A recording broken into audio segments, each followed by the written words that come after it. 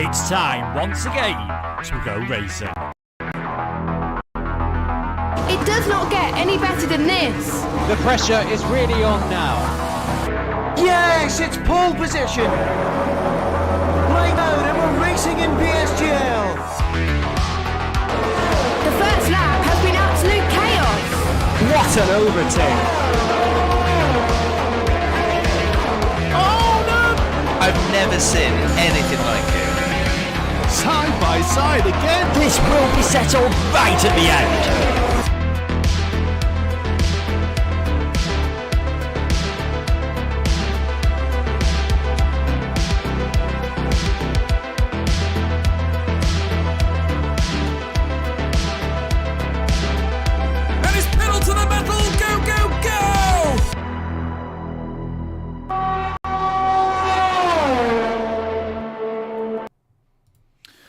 Good afternoon, ladies and gentlemen, mothers, fathers, daughters, sons, brothers and sisters. Welcome back to PSGL for round number 5 of season 30 here on PCF2.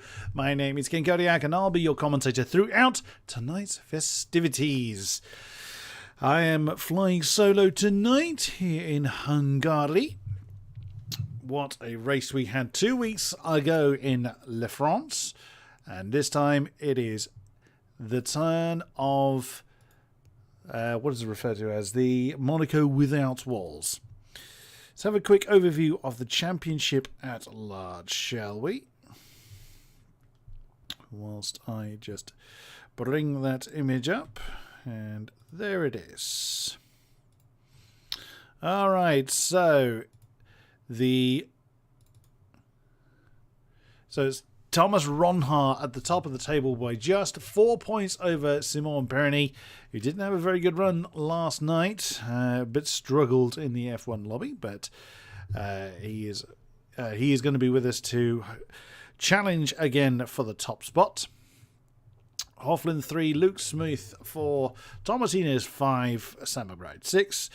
Joint with Ruben Pedreño, and then very shortly behind is Joost Noordijk, who was put on for some fantastic moves last night in F1. And rounding out the top 10 is Oscar Verdekamper, who is not with us tonight. We do have some reserve drivers in the lobby tonight, must be mentioned, although we're just waiting for everybody to get on board, get in the session. Come on, Tom97 says horseback racing. No horses here, but plenty of horsepower. Thank you very much, Michael Martin. Hello to you too.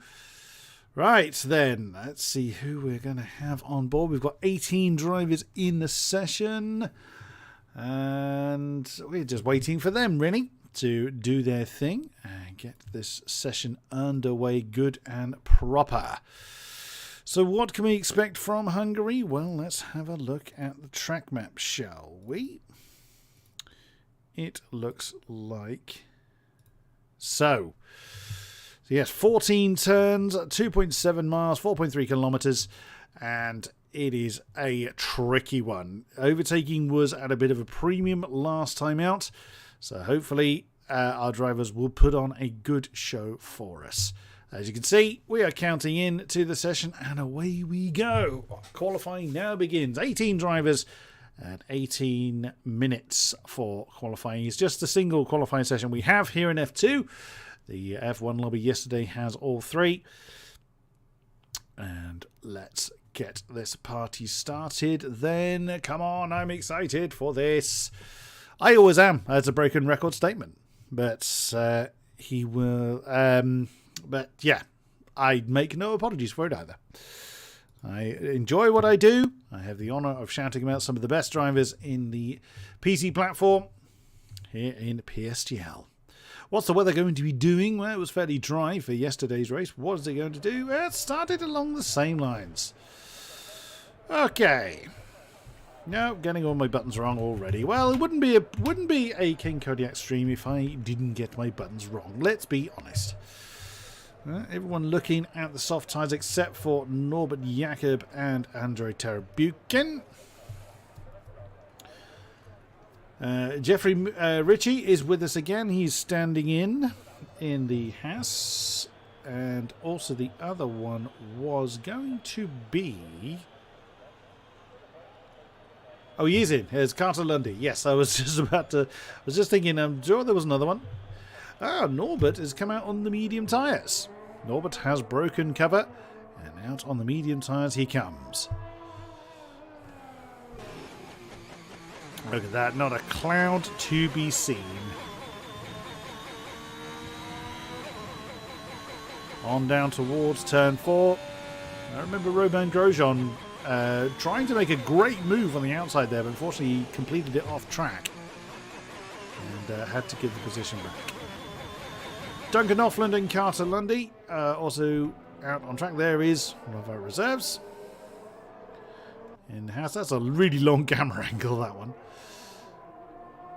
And he's certainly taking his time. I know the Haas has struggled with some pace, but that's a little bit slow. Very much taking his time. Wants to very much preserve those soft tyres, it would seem. There's Norbert. Let's check in where he is. There he is, just coming through turn 13.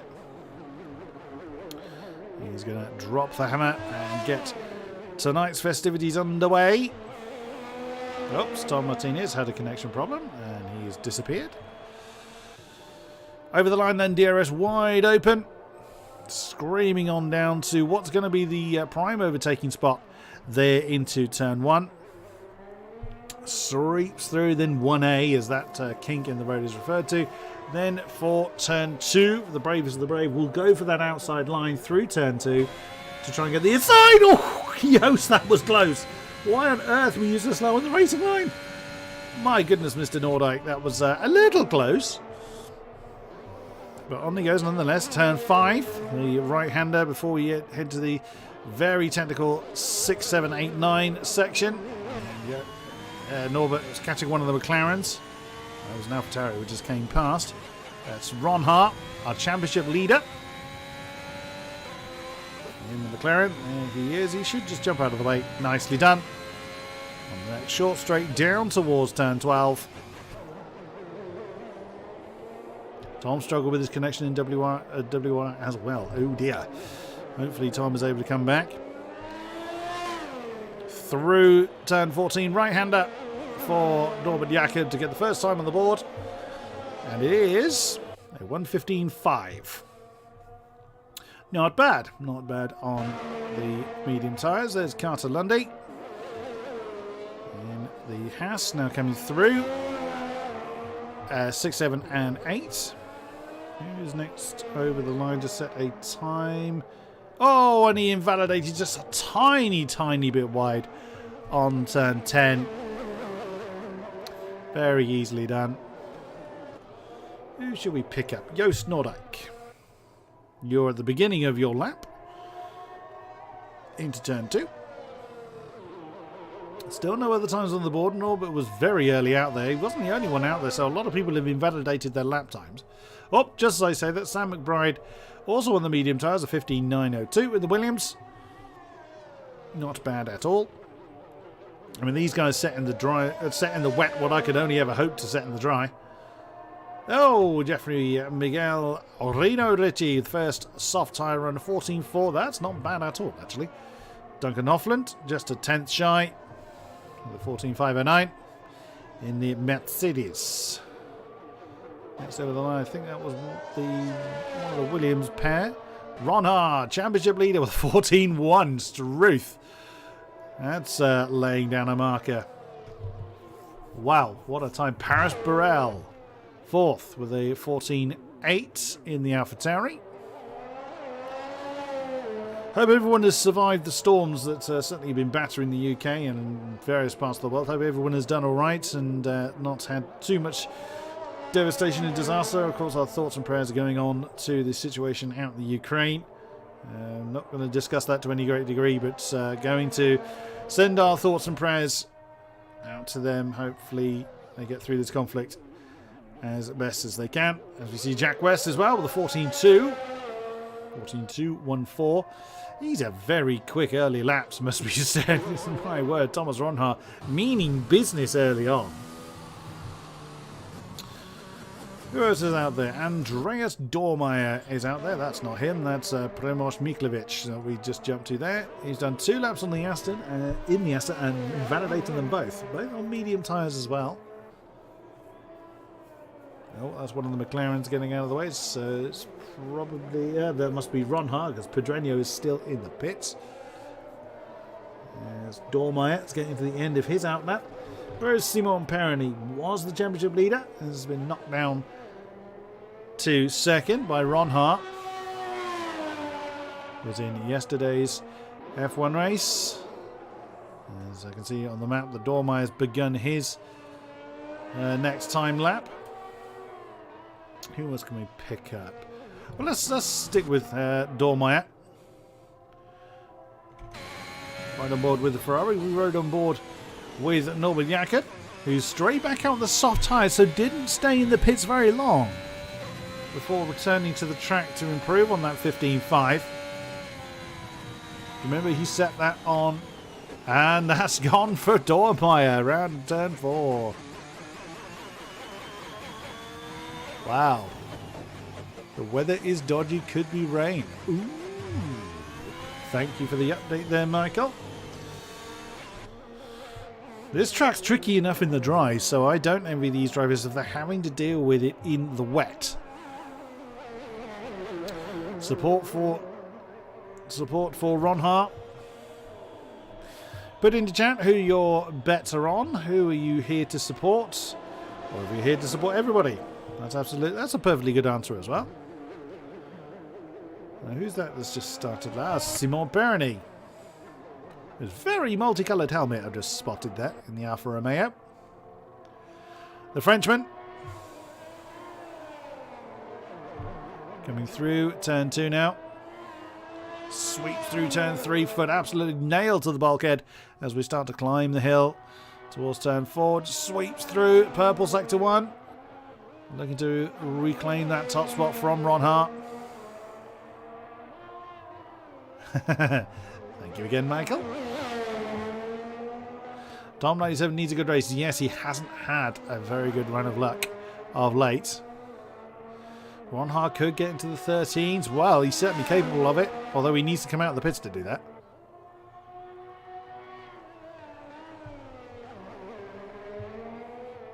A vote for Yost for Jess there.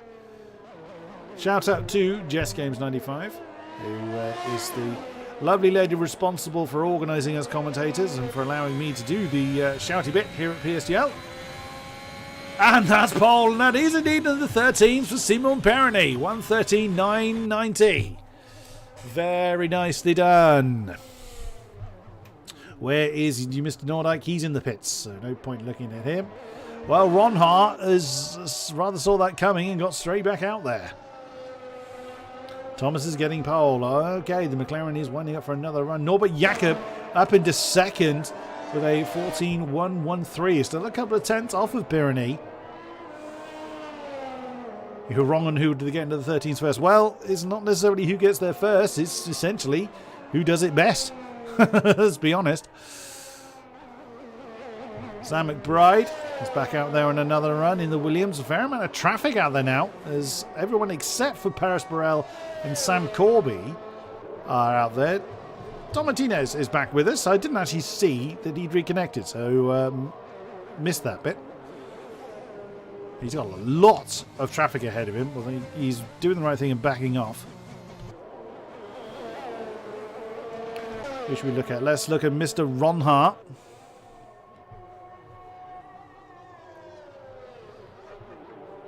Who's that ahead of him? Can't see from that distance. Oh, that didn't look a very comfortable turn 1 for Ron Hart. And as I looked away at the map, I completely missed who that was that we just passed.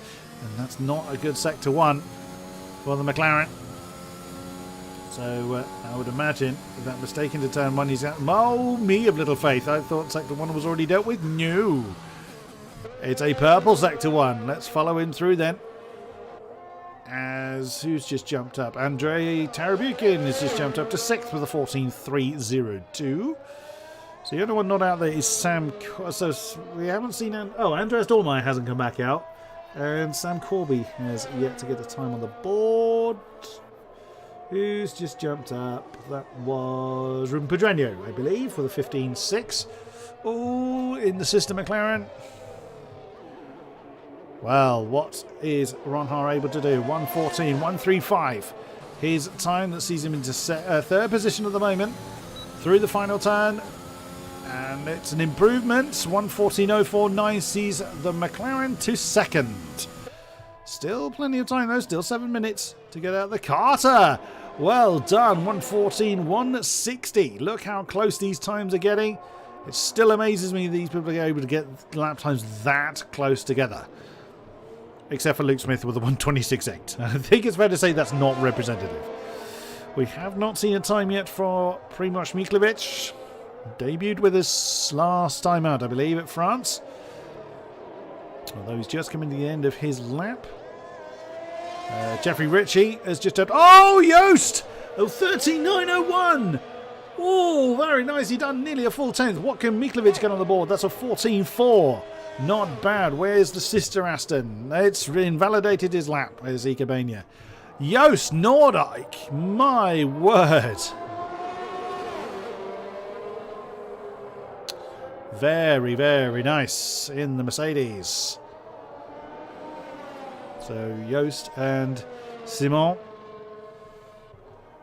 both taking part regularly as reserve drivers in the F1 race. That happens on a Wednesday at 7 PM UK time.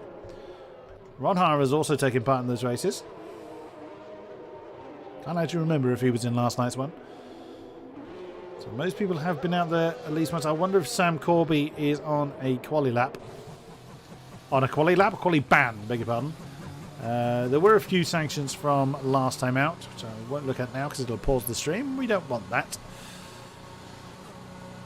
Who should we have a look at? Who's still... Actually, no one's on a hot lap. Although that is a Ferrari that's just come over the line. That's Norbert Jakob. May as well follow him. Wow, 13.6 was the T1 pole time. Nicely spotted there.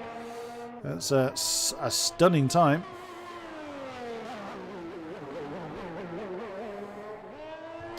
So still support out there for Ronhar. And also for Luke Smith. I think Luke has got some time to find. Where is he? Yeah, he's just coming around final turn, but his fuel tank is empty. Oh, he's going to finish the lap in the Alpine. His fuel tank is going to be empty, so he's going to be limping the car back home. May not have time to do another one. That's more like it. A 14.068 as Dormeyer has disconnected from the session. And Sam Corby is finally out there. Talk about leaving it to the last.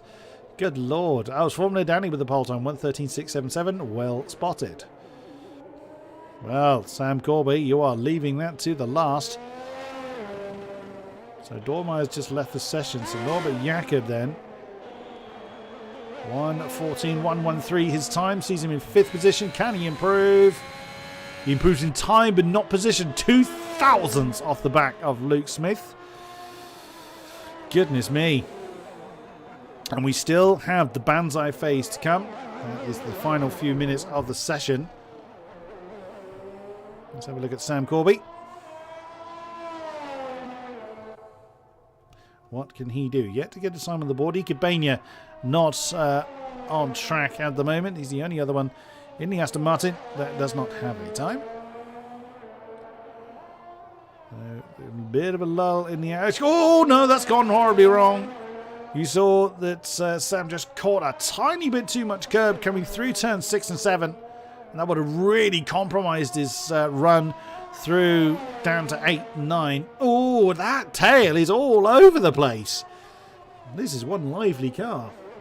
Here we go. We're getting into the final few minutes now.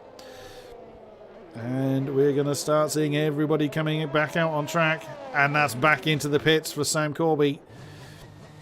He should have time to strap on a fresh pair of boots and get straight back up on to circuit.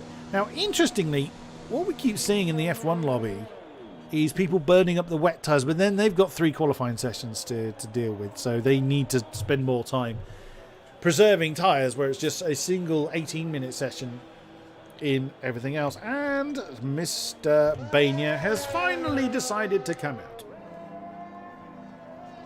That's a Mercedes going very, very slowly. As you can see, all the outlaps now beginning. This is why I call it the Banzai phase. Actually, both Mercedes are very close. Oh, Struth. Oh, I hate that noise. I hate the noise when the engine revs is just going off into oblivion. Well, you can see what the Mercedes pair have got in mind. Oh dear. Joost Noordijk, a 5-place grid penalty for illegally blocking his own teammate. Oh dear, oh dear. I'm not laughing at your misfortune, sir. That's just a very unfortunate circumstance. I mean, you did nearly stop, in fairness. As Joost Noordijk has actually stopped the car to let through. That's one of the Haas that's just come behind him. It's got to be Carter. He's the only Haas out there. Oh dear. Trouble then for Joost Noordijk. That is going to make his day even harder. But look how busy this section of the track is. Well, Sam Corby's straight back out there. We've seen him complete his... Well, try and complete his last lap because he came into the pits just before that came to an end. Everybody except for Andreas Dormeyer, who had that penalty. No, a grid penalty cannot be removed because there's no way to do so before. The only way to remove it would be to end the session and rebuild the grid manually. There's no way to circumvent a grid penalty, and it wasn't like he wasn't going slowly. Yes, of course, he wasn't actually blocking his teammate, but unfortunately, the game found that he decided he was blocking, but he's going for it anyway. It's right on board with, what would have been pole sitter. Can he beat 1:13.901? Heavy on the brakes into turn 1. Kisses the apex, lets the car wander over to the left-hand side, and then sweeps through the second part of turn 1. Now, it's the bravest of the brave that want this outside line for turn 2 if you're trying to make a turn. Because you want the inside here for 3. Foot still nailed to the floor. Use the little bit of runoff there if you dare. Jink over to the right and then bung it in for turn 4. And Thomas Ronhart with a 13.743 in the McLaren has reclaimed that pole spot. But it is purple in sector 1 for Joost Noordijk. What can he do here? 6, 7. Keep the car nice and steady. Flirting with the grass. Coming into 8. Now 9. Every corner is just coming upon you. Rapid fire. Done 10. Through 11. I think it was Duncan Offland that got out of the way. Terry Buchan is up to 4th with a 14 flat. Tom Martinez can do no better than 14th. Dormeyer, of course, disconnected.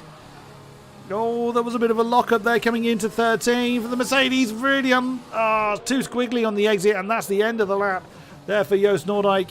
With a 5-place grid penalty is not going to make his day even better. But Ronhart with a 13.743 on the board. Jack West 4th with a 14.003. Struth, that is getting tight at that particular section. Hofland 8th with a 14.149.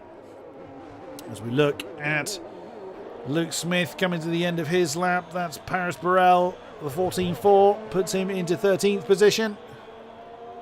Jeffrey Ritchie 6th with a 14.0, and that's 3rd for Luke Smith with a 13.870. Very nicely done. I'm assuming Ronhart is slowing down. Well, he's lagging all over the place. Miklovic might still be in a lap. No, he's invalidated his again. Corby is on a lap. No, his is invalidated as well. So the grid is done. The grid is sorted. Words, come on! My brain wants to say so many words at the same time, and my mouth just says, "You are having a laugh, sir." So look at that. 2 drivers. Pirani. Didn't see that one. 13.790, just half a tenth behind Ronhart. Wow, my goodness me. So it's going to be Ronhart and Pirani on the front row. Noordijk was actually pushed down to 4th in the end, with Luke Smith getting a 13.8 on the board. Struth. What a cracking effort there.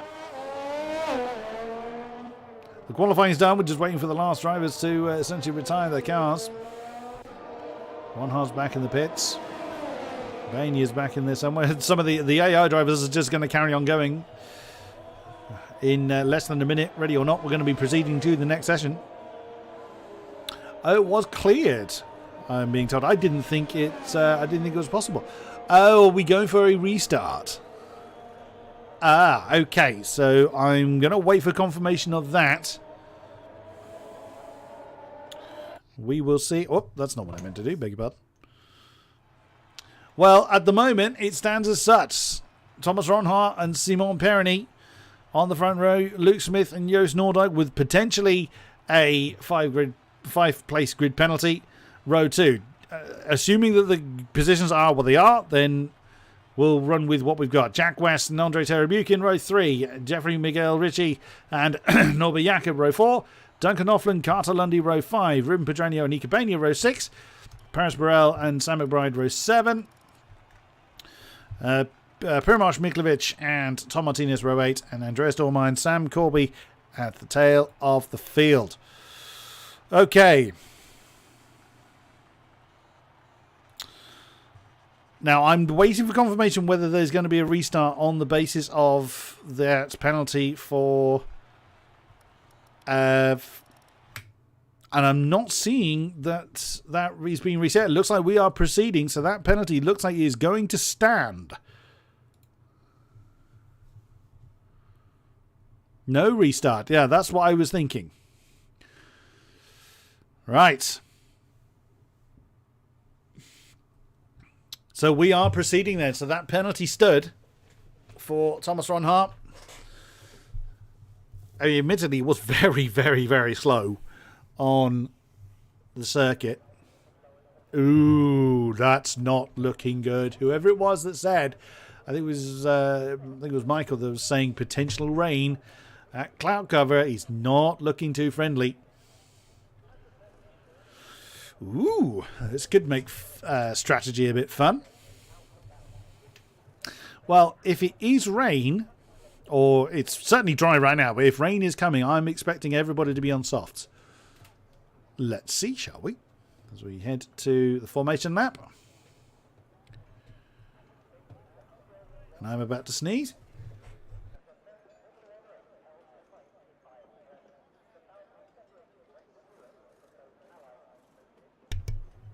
Excuse me.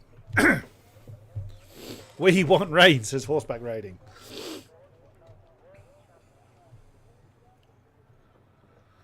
Well, we are... Oh, there we go. Andreas Dormer again. He's fallen foul of a connection issue. That's what we were waiting on. Now then, let's see. What did they go for? Oh, okay. So some people banking on the rain coming later, if at all, but that cloud looked really, really ominous. Oh, Andreas Dormer has returned. That's what that stutter was. We will see. We will have to see. It's okay, Michael. We're not going to hold you to get the weather prediction correct.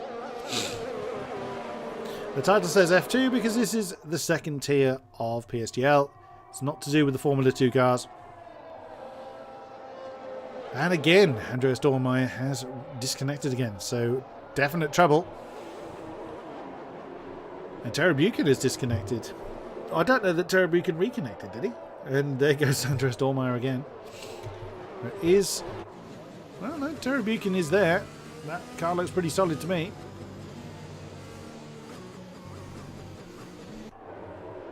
Unless it's only just happened, but his car looks solid to me.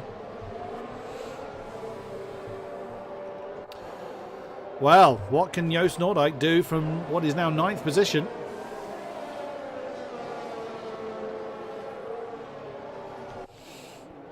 Oh, that is true, Neon. You are absolutely correct. That's because Andre is based in Russia. With everything going on over there, the internet may disappear.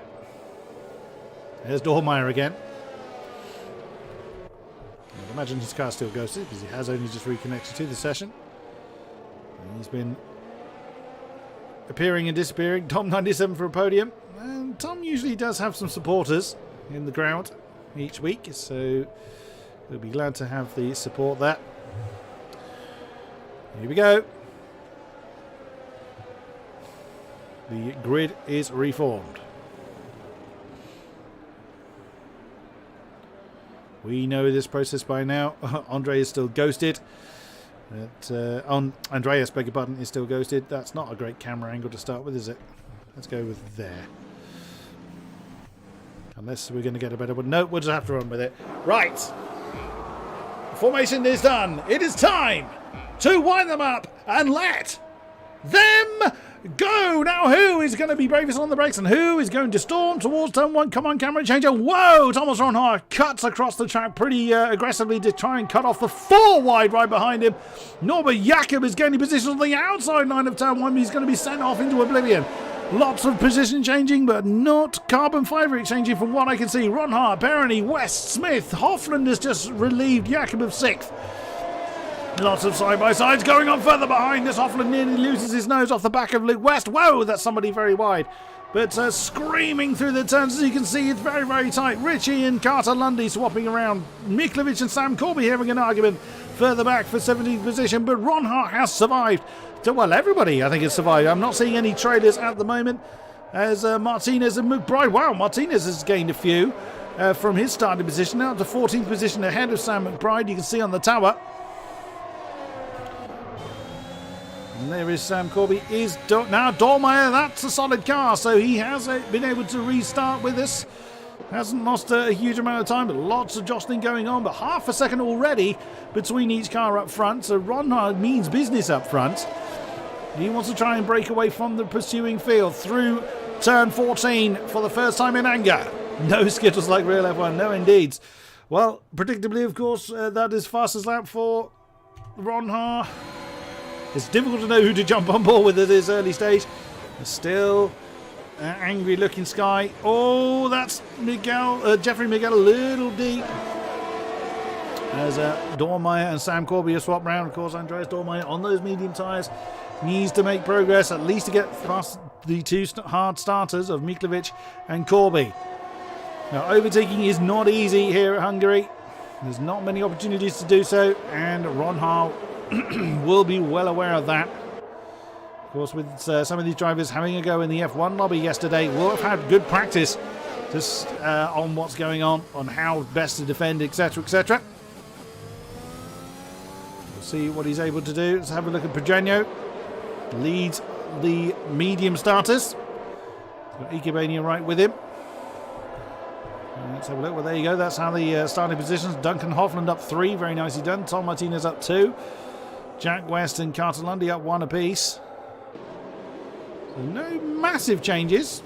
Not yet, at least. Plenty of time to go. So Ronhaar now settling into his rhythm. Perroni is not willing to just let him dance off into the distance.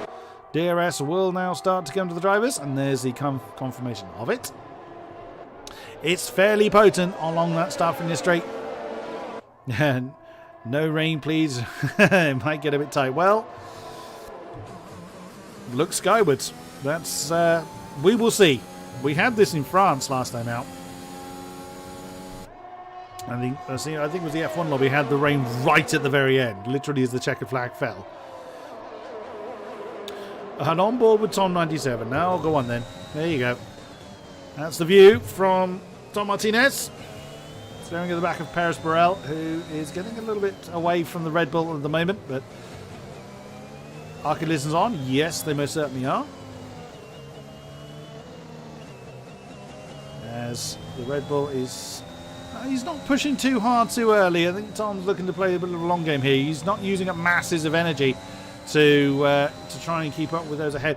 But Ronhaar is almost out of... beg your pardon, Perroni is almost out of DRS range to Ronhaar. Now, I think Perroni will still have DRS at this point.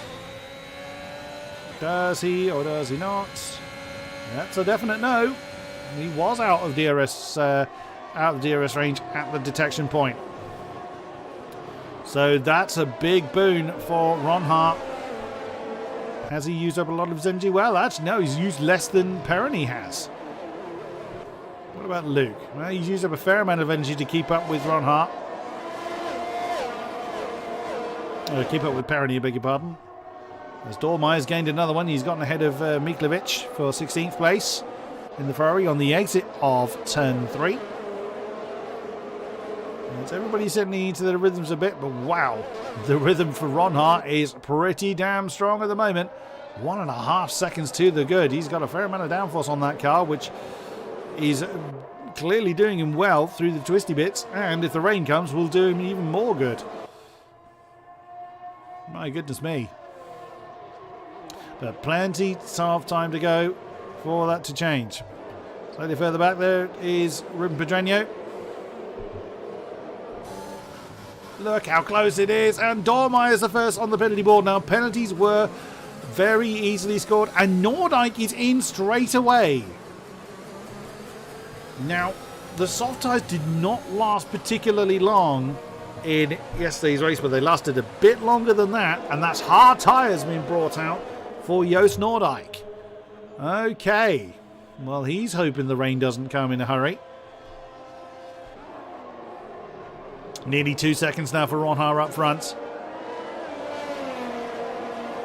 No particular moves. The rest of the field are almost equidistant. You can see there's just a constant stream of cars. No huge gaps other than the one up front. Curious decision from Nordyke, though. He's not anticipating the rain to come anytime soon. But having gone onto the hard tyres, I'll keep an eye on the gap between the Mercedes and the back of the field. Right on board with Carter Lundy, who's very close to Jeffrey Ritchie. Hard to the end of the race. Well, yes, if there's no rain. And I would imagine that with the amount of harder tyres we've got, that most of the drivers are not anticipating too much rain. And Perroni is in. Again, that's quite early. We had some of the soft runners yesterday going to around about lap 8 or so before they were ditching their tyres. And I would think that Perroni, he's got to be going on to hards, I'd have thought. And that's Joost now with a penalty on the board. His day getting much, much worse. So now 3 seconds up front.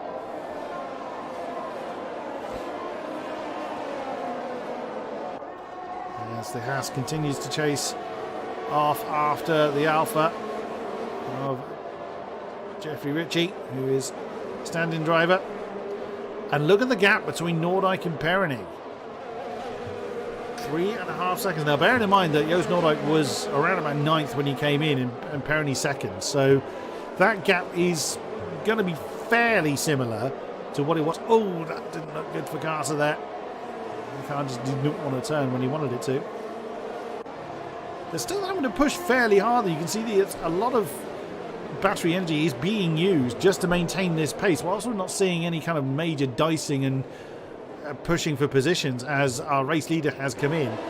Well, most people are still using quite a bit of their battery power to maintain their pace. So we've got Ron Haar in, we've got West in, and we've got Ritchie in. Luke Smith now takes over the lead of the race in the Alpine, because he had DRS, because he would have had it in the detection zone. That'll be hard tyres to those coming in. No, Jack West is bucking the trend. He's gone for medium tyres. Well, that's a bit optimistic, I think. But we'll see what he's able to do. There he is. He's only about 1.2 seconds behind Simon Perroni. And there is the Frenchman just straight ahead of him.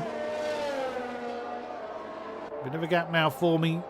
Carter Lundy struggling to keep up with Norbert Jacker, we can see on the tower. Oh, Ruben Pedreño is nearly pushing the Haas along. Knows that gap was getting. I know I keep jumping on board with Ruben Pedreño, but there's a couple of reasons for that. One, he's the leader of the medium tyre squad. But also, two, he's right with Carter Lundy. Oh, that's very, very close from the McLaren. Any other soft runners coming in? Yes, that's Norbert Jakob coming in. And Carter Lundy. That's perfect timing for Pedreño. That is very, very nicely done indeed. They'll make it, says Dylan Warren. Well, you would certainly know far better than I, sir. They'll be fairly worn, I'd have thought, by the end of it. But speaking of Jack West, there he is on the back of Simon Perroni now.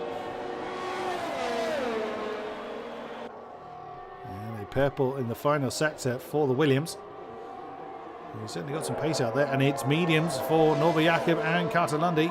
Hard tyres for Ritchie, so Jeffrey didn't fancy going on to the hard tyres just yet. A few different strategies going on. So I'll be curious to see how this all winds up. The medium starters then are reeling in the last of the soft starters. There's Terry Buchan now next in line for the McLaren, but I would imagine the top three are going to file in to the pits. Although the two Alpines are going to have to sort themselves out. What are they going to do? Luke Smith is in, I believe. Yes, race leader Luke Smith has come in. So Terry Buchan forced to do another lap, and Duncan Hoffland has continued. This is going to be an opportunity for Pedreño. No, he's probably going to be too far back to make a move from there. He's getting very close. And that's again medium tyres for Luke Smith. Now in 11th. He's going to lose another few before he's back on circuit. Whoa! Struth not going for that outside run. Oh, that's very elbows out, Mr. Pedreño, but he's got it done before on the run up to turn 4. Wow, oh, wow, that got a little bit uncomfortable then. Igabania has a look. And Igabania, my word, that got very lively. There's Andre Terry Buchan still ahead of him though. Try as he may with that brave move. It didn't come off for the McLaren driver. It's giving Duncan Hoffland a bit of breathing space, but it's going to be fairly academic as they're going to be in the pit anyway as the Alpine goes a bit deep.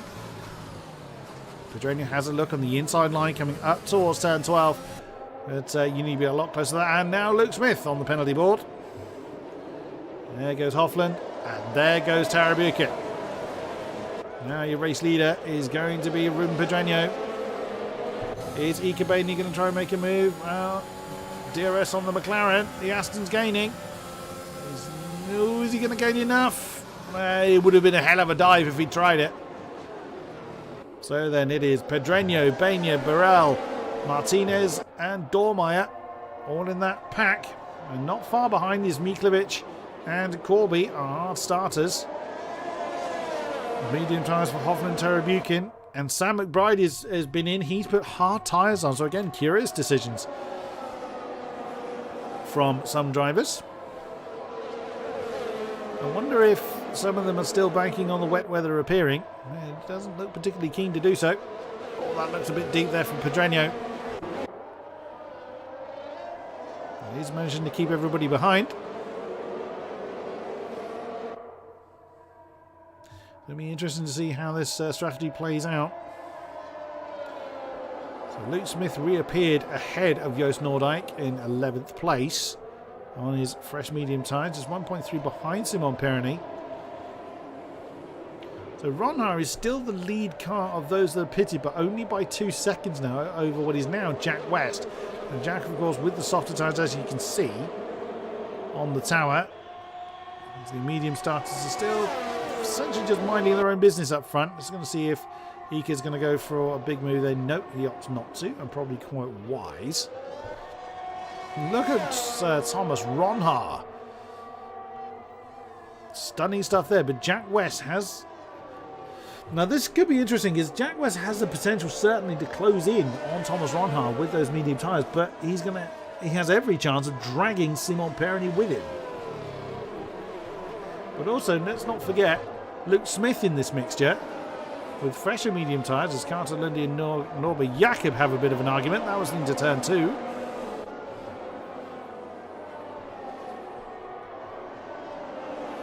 As I said earlier, one of the few overtaking spots of this circuit. Oh, Burrell's getting close to Ikebania. So the Aston Martin's fallen very much off the back of Pedreño. Now these guys are probably not going to come in for another 4 to 5 laps, I'd have thought, but we will see. I won't be bothering the pit lane for a little while yet. He's not wasting any time now. He's pressing on. He's dispatched of the Ferrari of Norbert Jakob, now staring at the back again of Jeffrey Ritchie. There's Joost Noordijk just going through the shop. Now that gap between Jack West and Thomas Ronhart isn't closing as quickly as I thought it would. Still around 2.2 seconds. Jack West really should be able to press on, and his battery power is dead. He's next to no battery left at all. As Norbert Jakob's lost another spot. Oh, side by side with the Ferrari and the Mercedes. The Ferrari holding the inside line coming through 2. The Mercedes wants to hold on to that outside line for the inside for 3. And the Ferrari's got a bit wide, nearly contact between the two. Terry Buchan's got a great ringside seat, but what goes on still side by side into 4 as the Mercedes gets really squiggly, but that's what it looks like from Terry Buchan. So he's got the best seat in the house for the battle ahead of him.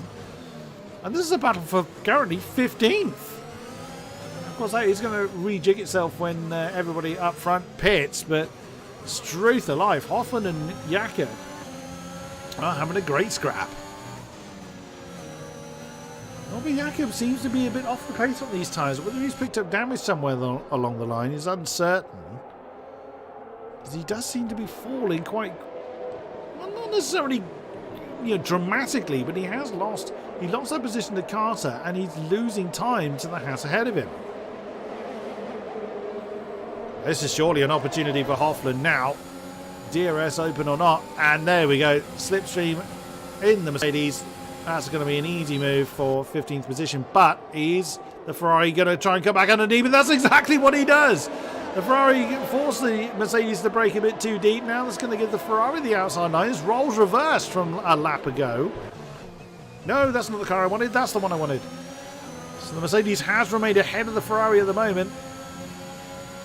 Damn it, I went to the wrong car. I wanted to get on board with Terry Buchan to see that battle conclude. Oh, as the Alpine nearly bumps into the back of the Ferrari. Again, just tantamount to the ability of these drivers to race at this pace, this close, without impact. Absolutely brilliant stuff. And there's Sam McBride as well, so he's closing the gap from him to the back of the field. We haven't yet, as far as I know, seen any wing changes. Also watching that gap between Ronhart and Corby get smaller and smaller, lap on lap. So Thomas Ronhart, with his fresher hard tyres, is pressing on, but like I said earlier, Jack is run out of battery entirely. His ERS completely depleted before the end of the start-finish straight, and Carter has gotten ahead of Yost. That's down into turn 1. Well, making a bit of a name for himself with his debut race of this series. He leads the F3 tier at the moment, hence why he's lead reserve driver for this tier. He's doing a stunning job out there. And Paris Burrell now on the penalty board. Norbert Jakob is now down into 17th place. He's surely carrying damage on that Ferrari. The end plates look like they're there, so we can't see it. Damage is not always obvious to see from an external point of view. There's Joost Noordijk. Is he carrying that grid penalties? Was supposed to start 4th, but ended up starting 9th. He's not having the greatest runs at the moment, but pressing on nonetheless. Dragnout still leading the way. And that's Jakob into the pits, literally just as we mentioned him. Is that a retirement, or is that repair of damage? I mean, the mediums can do more than 6 laps, and that's a retirement. I figured it would be. Was it a front wing? No, there was no front wing being changed on the Ferrari. So I would think that was damage then on the Ferrari. The first victim of the race, and out of the session goes Norbert Jakob. Up front then, Ruben Pedranio and Ika Benya are nearly out of DRS range from Paris Burrell, who in turn is almost out of DRS range to Tom Martinez. So running their own race up front. And I reckon they're going to try and stretch out these mediums a little bit longer. Well, soft tyres do 15 laps, doubt it. But no sign of the pit lane just yet. I reckon it's going to be in the next few as Corby and... Well, there you go. As Paris Burrell has gone in exactly a bit earlier than what I was saying. I was going to say exactly what I said, but I was thinking they were going to come in a bit later than that. So Paris Burrell... That's surely going to be hard tyres. He can't... Yeah, there you go. It's not going to make soft last that long. Hard tyres then for Paris Burrell. That's going to drop him right the way down the field, and that is indeed last. And I think the medium starters are kind of left themselves in no man's land there. But we'll see. They know they know what they've practiced. They know what they're capable of. So now we have a bit of a 2x2x2 up front. We've got the lead pair of Pedreño and Baena, 7/10 apart. And then the next pair is Martinez and Dormeyer. Similar kind of distance between those two, but 2 seconds off the top pair. Then you've got Corby and Miklovic. A little bit more distance between those two, about 8/10 between the Red Bull and the Aston. And then, again, that gap, I'm still keeping an eye on the gap with Jack West and Thomas Ronhard. And Thomas Ronhard is getting further away from Jack. So Jack is really, really struggling out there.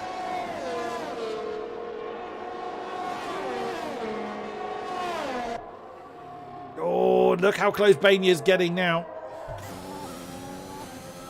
I think the Aston Martin had a bit of a compromise line into turn one. Pedreño may have been a little bit more cautious into turn one than the Aston was expecting. Either way, no impact, and on they continue. So we sweep through turn 5.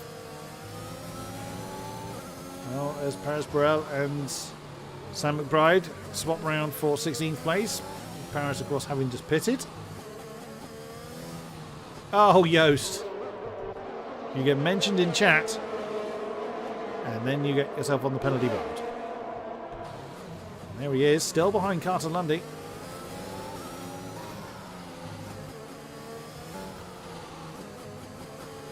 In 12th position now. He's still pressing on though, he hasn't given up on the chase. And fair play to him.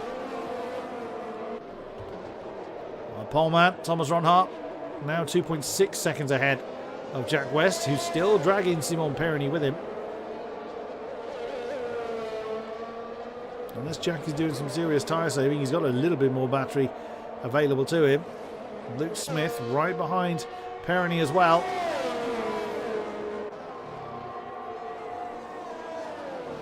Still pressing on. No, that gets very close when they concertina like that into turn 1.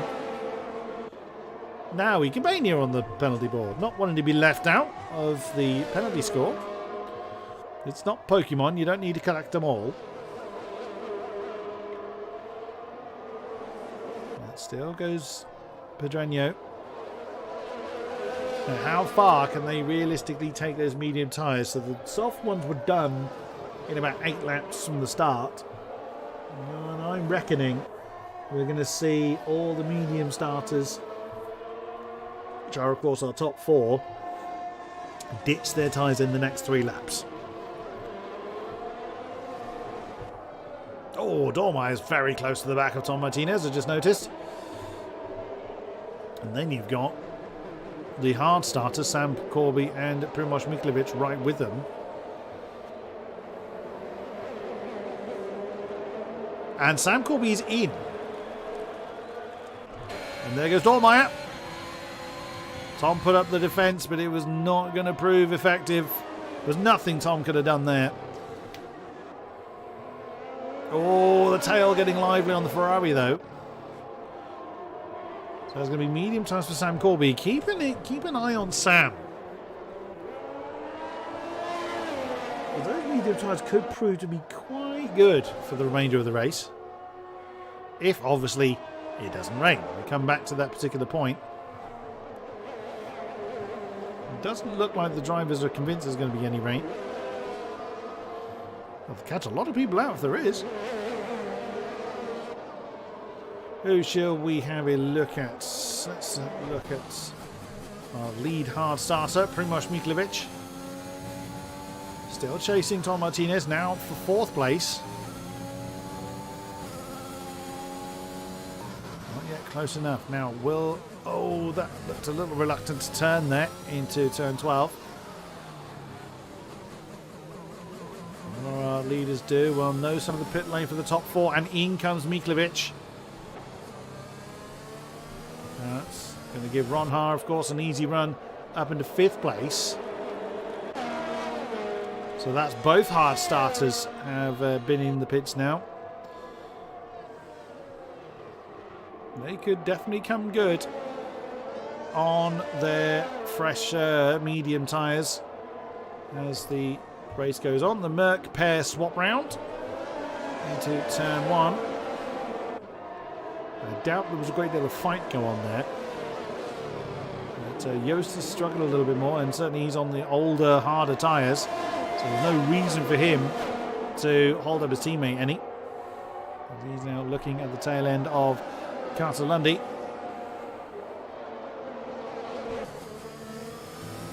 Duncan Offland set to climb up the field a little bit. Although a bit of a gap to close down between himself and Luke Smith, who's got Jack West and Simon Perroni for company. Ron Haar is getting very, very close to the next pair, which is Dormeyer and Tom Martinez. Well, he's not going to see the pit lane again. He's got a fair amount of battery power, so it could be that he's being fairly preservative and just letting the tyres burn out on the cars ahead of him. Still no sign of the pit lane for the top 4. I'm wondering, in fact I'm fairly certain now that the top 4 are stretching out for softs, or they're holding off a rain. And Sam Corby takes the fastest lap. He's half a second ahead of Primož Miklovic, so they're on very much the alternate strategy, being the only 2 that started on the hard tyres. Could well charge through the field a little bit later on. McLaren looks really reluctant to turn properly in turn 6. A couple of times we've seen the McLaren, certainly from the front. Oh, and again, that car just not wanting to turn. Really struggling to get the McLaren to behave itself. Ron Haar is getting in DRS range to the next 2. Now, of course, what Thomas Ron Haar wants is for these 2 to dive into the pit out of his way. Although he probably wouldn't say no to a bit of DRS down the main straight. Wow, he's absolutely decimated that gap. Tom Martinez. And no sign of the pit lane again for the top 4. Now, Ron Haar's going to enjoy some DRS, and there it is. 3.5 seconds the gap between himself and Jack West, so he's got no immediate trouble to worry about. As Martinez has gone through on the inside line of Dormeyer, who was way, way too deep into turn 1, and Paris Burrell has pitted, and that's another one out of the race. That's Paris Burrell out. Oh, this could get interesting. Now, Thomas Ron Haar is not shy of putting on a move in an unexpected place. This is going to be fun. What's he going to do? He's got time to sit there in the tyre tracks and just wait until we get back to the start-finish line. 3.7 seconds earlier on between himself and Jack West, so he's got nothing to worry about there. Sam McBride now on the penalty board. Oh, that's a spin. Is that Miklovic? No, who's... Oh, that's Paris Burrell's car that's come out and parked itself, I just noticed, on the run down to turn 2. Thankfully, he didn't cause a safety car. Now, I reckon Ron Haar is going to claim Dormeyer. There we go. Easy move for the McLaren. Up ahead of the Ferrari, down into turn 1. And Sam McBride is in the pits again. Is that going to be another retirement? Oh, speeding in the pit lane, that's almost certainly going to be retirement. Yes, it is. Retirement number 3 from the race. And that's a Williams gone. As we see Thomas Ron Haar then continuing to claw his way up the field. Oh, that gets close. You see the difference there from the Red Bull of Tom Martinez. was very deep. Well, looked very deep into turn 6. That's just understeer because there's very little left on the tyres.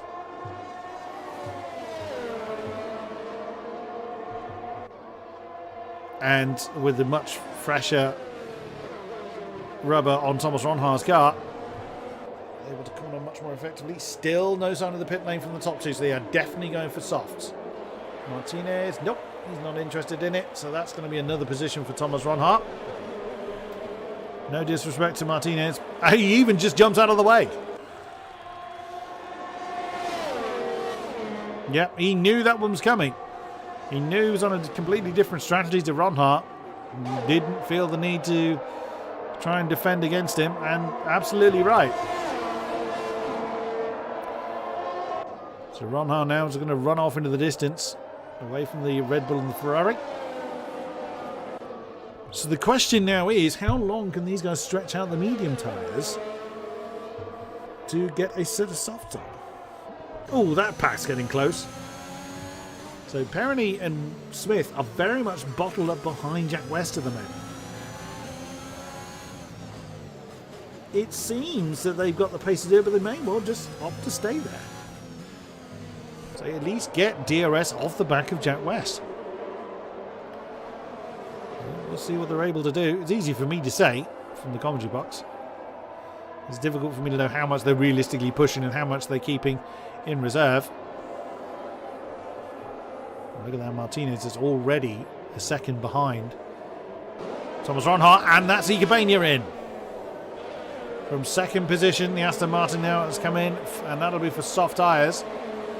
He should be able to manage 11 laps. And there it is. So Pedreño's got to push with everything he's got left, which ain't going to be a lot. And that's back out in. That's at the tail end of the field for Igabania. He should make fairly short work of Corby and Miklovic ahead of him. His teammates not likely to hold him up an awful lot. We'll see though. It's a McLaren 1-2 at the moment.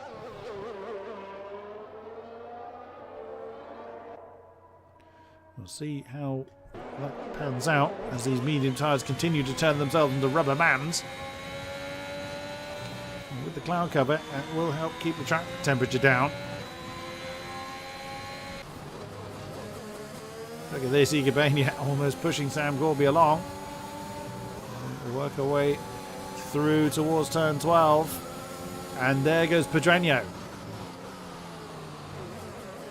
This is not what Bainey wanted. Oh my goodness, you don't often see a move there into turn 13.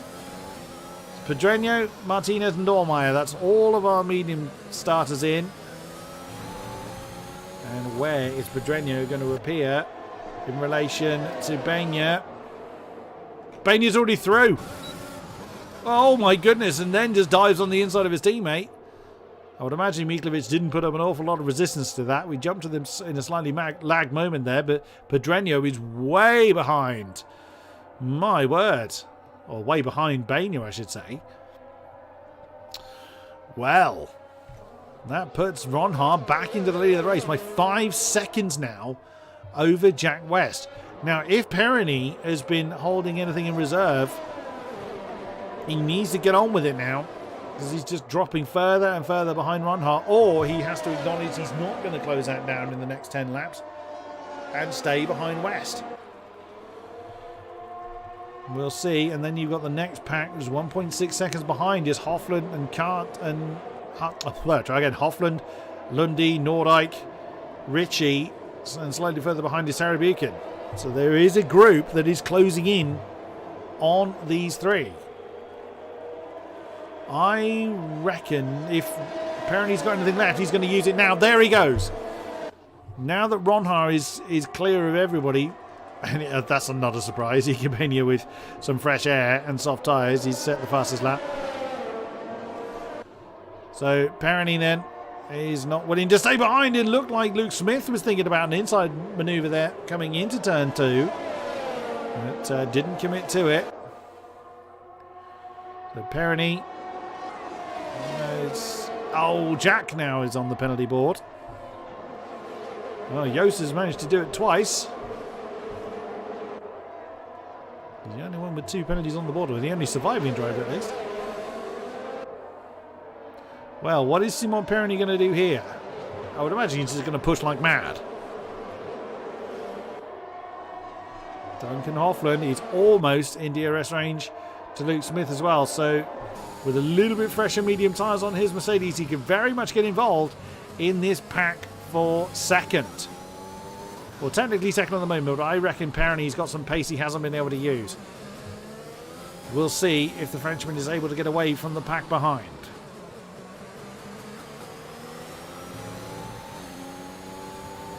Ron Hart leads by 5.4 seconds. Bagnaia now up to 9th. Pedreño now with the fastest lap, but he's... well, you can actually see him. There he is at the top of the shot. So he wasn't as far behind Bagnaia as I thought he would be. But that's not ideal considering Pedreño was ahead of Bagnaia when they came into the pits. But of course, Iker is one of the ones carrying a penalty. He should be able to carve his way through the field. We'll see. Whereas those up front have got to manage their tyres towards this stage of the race. Those now on the soft tyres can absolutely boot it and see what happens. Although I'm sure Iker Bagnaia would prefer to have a bit more life in his ERS than that. Oh, again flirting with the grass. I mean, they've pretty much been doing that all race long, but from the on-board you realise just how close they are to having an almighty great spin. You know, grass is fairly unforgiving for rubber. Look at Pedreño. Well, no, I was trying to get Pedreño on the inside line of 12. And he did manage to get that one done over Andre Tarabukin. Bagnaia sizing up Jeffrey Ritchie. This is going to be a fairly straightforward manoeuvre for the Aston. Try as you may, Mr. Ritchie, you ain't going to be able to hold him back forever. There he goes. A little deeper than he probably would have liked. Bit of a scruffy exit. He's still got very little battery energy though. So it's not going to be an easy run, but it will still be progress through the field for Iker Bagnaia. He could potentially get into the top 5. He's got quite a few cars all in short order. It's going to be how the hell is he going to recover that battery energy, I would have thought. May not necessarily need to, because everyone in front of him has got very worn tyres. His next target, Joost Noordijk. 23 lap old hard tyres will be rather uncomfortable now. We'll see what he's able to do. 5.6 seconds now the lead. Oh, that's deep for Iker Bagnaia. There's no need to push that hard.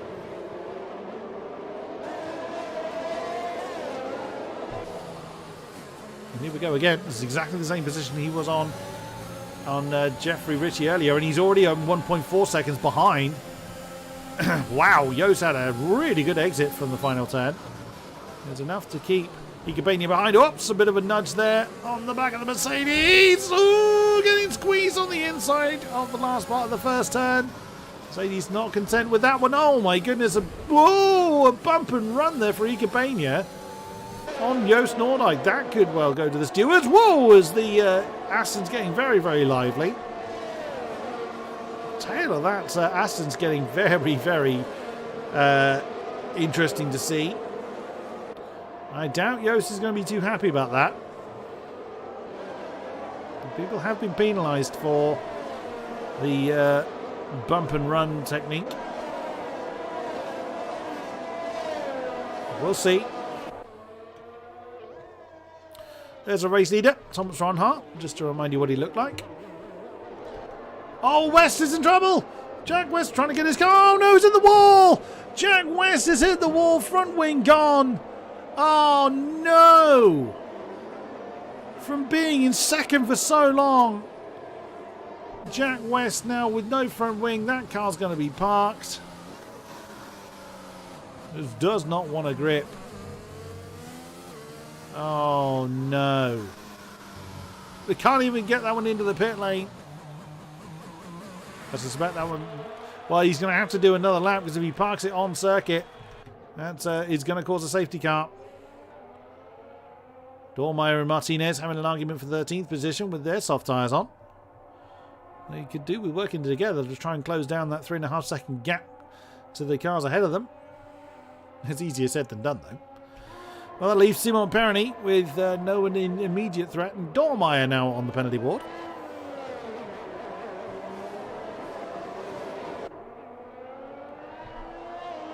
Bagnaia is now looking at the back of Carter Lundy. As a reminder, Bagnaia is carrying a penalty. I think it's still just 3 seconds for him. Yes, it is. And Jack West has actually left the session and his car is still circulating. So hopefully that'll make its way around without bothering anybody else.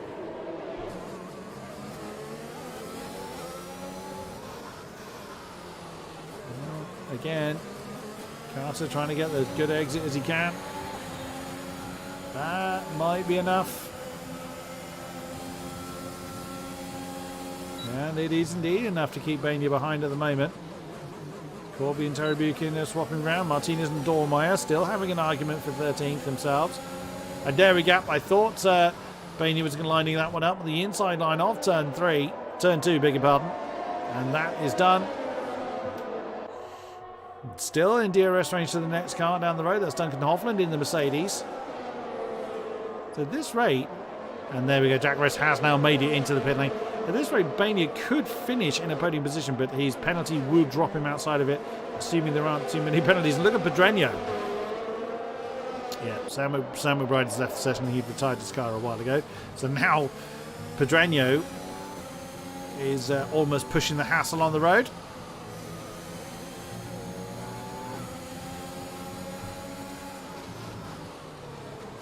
Oh, Terry Buchan now, not wanting to be left out. Pedreño is getting very impatient behind Carter Lundy at the moment.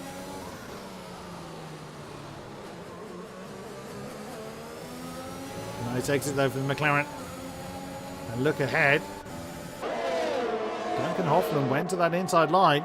It could have been that he was staying in the tyre tracks of Luke Smith. Pedreño has completed the move on Carter Lundy. There's the McLaren in the background of the shot as Bagnaia now all over the back of Duncan Hoffland. That's close. I don't know, it always is close to the close to going off road. Fair play to Jack. Well, I say fair play to Jack West. He left the car, didn't he? Never mind. His car's still circulating though.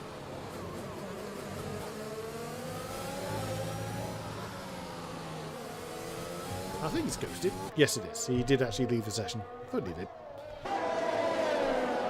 Bagnaia going to have to start defending again, as Pedreño has caught up with him.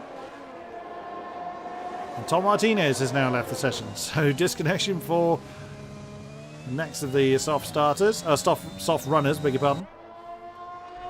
So that's 2 ghosts we've got circulating now. Here we go again.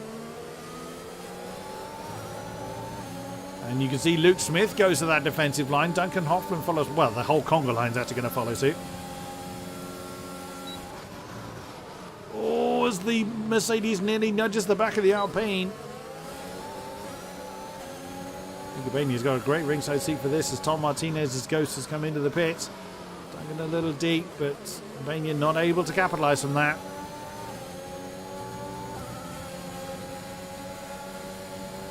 It's getting very, very tense in this pack. Simon Perroni and Thomas Ronhar are just having a Sunday drive by this point, completely on their own. I would not want to be Luke Smith right now, as that is a very uncomfortable position with that much speed right behind him. Luke Smith out running a good race, but equally Luke Smith does have that penalty, so he wants to mitigate that as much as he can. Also, or hoping that other people... And again, that's how many times has Bagnaia been off onto that runoff area? Pedreño is getting close.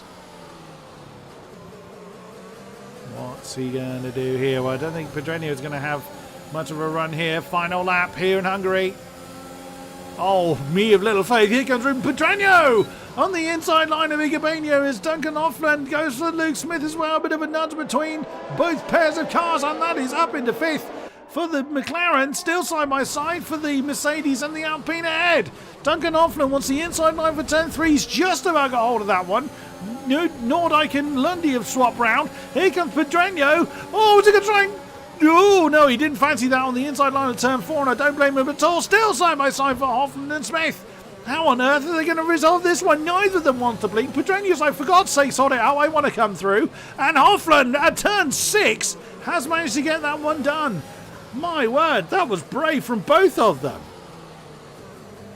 And Bainer is still right there. He's still pushing the McLaren along for good measure as well. 7 seconds the lead up front.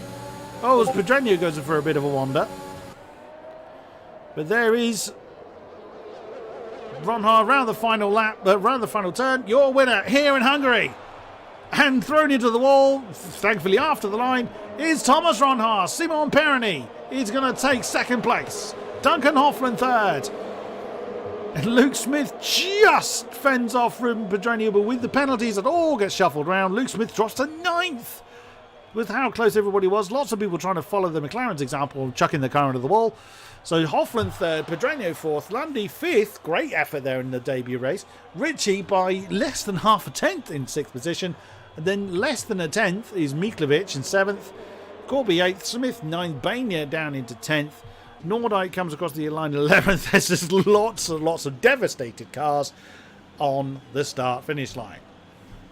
Holy moly. Sam Corby apparently is the driver of the day. They're all amazing drivers, as far as I'm concerned. So there was no sign of the rain, but there was certainly a decent amount of action going on. Lots of elbows out, but one man alone was ever claiming the win. That's an obvious statement because only one person can win. But you know what I mean. Only one person was in the league to claim that. So 2 Dutch flags fly on the podium. And Simon Perroni representing the French flag as well. It's truth alive. So before Stewart's intervention, it is Ronhar from Perroni from Hoffland, Pedreño, Lundy, Ritchie, Miklovic, Corby, Smith and Bainer for your top 10s. Fastest lap was Ruben Pedreño at the end of the race. Wow. What a race we have seen. Who is going to make themselves available to come and have a chat? This will be interesting. We'll give our drivers a few minutes to collect their thoughts and what have you, if they wish to come and have a chat to me. I'm not even in Discord because I've been in here. I've been, of course, flying solo. So I'll make myself available, as you just heard. Make sure that my necessary devices are selected. We want that one, and we want that one. So as mentioned, well, the drivers don't have to come and have a chat, but it is always nice to hear from our drivers post-race if we get a chance to have a chat to them. Let's get my music on. Bear with me a moment whilst we do that, because I forgot to set it up before we got underway tonight. Of course I did. I usually forget something. We'll give them a few minutes to make themselves known, and if not, absolutely fine.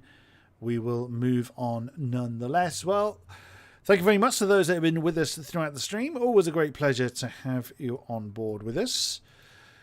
What a race we have had. So we had France last time out. That was a fantastic race to be part of. And yet again, the race really came alive in the closing stages, but my goodness, Thomas Ronhar. What can you say? That he was just absolutely untouchable. We have got a driver wanting to come and have a chat. That is good to see. It is our 3rd place driver. Let's drag him in. It is Duncan Hoffland. That's me. Hello to you, sir. What a crazy race. Yeah, definitely. Especially the final lap. That was crazy, but insane respect to Luke for that insane battle at the end. He did rather well to keep you hungry sharks behind him for so long, didn't he? So Sorry again? he did pretty well to keep everybody behind him. But how difficult is it to this particular track to avoid penalties? Because we saw in the F1 race last night the penalties really do come thick and fast. Yeah, it's really hard. I mean, they're really fast corners and the curves are really flat. So it's really easy to go over them and get a penalty. So I was just taking it safe and yeah, that worked out really well. Taking it safe and still got on the podium. Very nicely done. Was that always the aim to get on the podium, or simply kind of see where it goes and see what happens? Well, after qualifying, I was like, this can't be a good race because yeah, I was in P8, but luckily my start was really well, and I went up to P5. And then I made a mistake on the strategy. I actually should have pitted a lap earlier because I was behind 3 cars because of pitting a lap too late. So luckily I recovered really well, and yeah, that's a podium. Great stuff indeed. Austria next time out. What are your thoughts towards the Spielberg circuit? Yeah, really fast track, of course, and especially the difference with this track, the overtaking. On Austria it's really easy to make moves, and on this track it's a bit harder, so the race will be pretty fun probably around Austria, so yeah, I'm looking forward to it. Likewise, I look forward to being able to shout about it next week. Thank you very much, Duncan Hoffland. Thank you. We are going to wrap it up at this point as everybody else is off doing their own thing. Absolutely fine. Thank you very much to those who have been with us throughout the stream and those catching up post-event. Always a pleasure to have you with us. And thank you very much to our drivers for, as always, putting on a fantastic show. As mentioned, it is Austria next time out. And oh my, am I looking forward to that one. Until next time, thank you very much and good night.